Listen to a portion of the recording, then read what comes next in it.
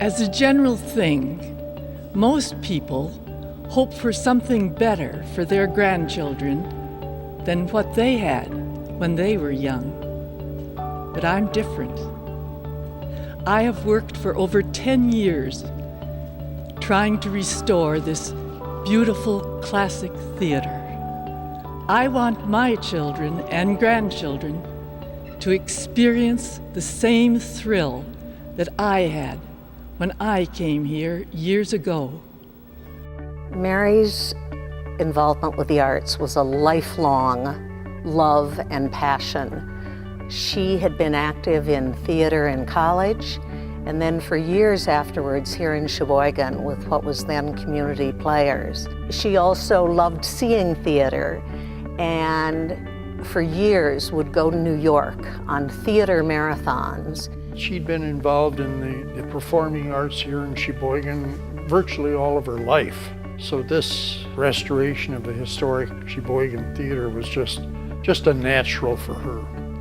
And she was so full of enthusiasm for it and was such an inspiring leader that those of us who were involved just naturally wanted this thing to work out so well for her.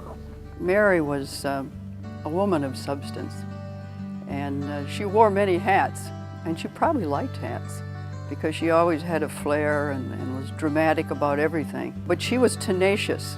You know, when she asked you to do something, you were inspired to do your best because she did so many things and did them well. We knew when we got a visit from Mary that it wasn't just to see how the weather was going that day. There was something there, and there was a gleam in her eye, and it just kind of spilled out. I want to buy that property, and I want to restore the Sheboygan Theater. She was one of the instigators of the development of the Kohler Arts Center in Sheboygan.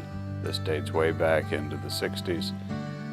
And her engagement with the arts, I think, is intrinsic to her, not only her personality, but her legacy. Her interest was profound and sincere. From the very beginning, she was determined that this theater would be saved. And she started working on this more than 10 years ago. I believe it was 1989. She and a group of local leaders attempted to purchase the building from the Marcus Corporation because they saw the building deteriorating. Marcus closed the place down, and it was vacant and unused for about 4 years. And we knew it was going to be a major project. So we decided we would just own the building and hold it for a few years until we'd raised the money we needed.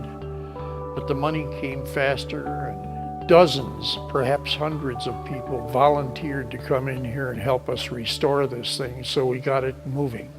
Was soon after we acquired the theater in the end of 1996, we became aware that we had a serious roof leaking problem that really was going to jeopardize the integrity of the building. And Mary came to the rescue in what turned out to be typical fashion and began to invite friends of hers into the then deconstructed theater for a tour, and then would take them to lunch. And of course, at the end of lunch, she'd make her pitch. And in a matter of months, she had raised most of the $75,000 that we needed for that roof repair job. And that was just classic Mary Garton. The restoration process with Mary doing some great fundraising and public relations work for us, we were able to get the thing open in October of 2001. I think she was an inspiration to many young women. She loved children. She was an inspiration to children as well.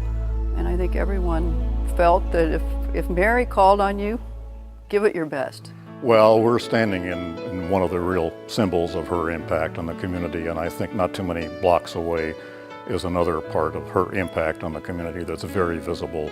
To me personally, besides my mother, I can't think of another person that was more gracious, more genteel, just a really caring and wonderful person. And that, I'll just never forget her for what she was and who she was to me. It was no surprise that Mary was the one who picked up the banner and led the parade to renovate and restore this building and oversee it become a performing arts center for the community. I want my children and grandchildren to experience the same thrill that I had when I came here years ago.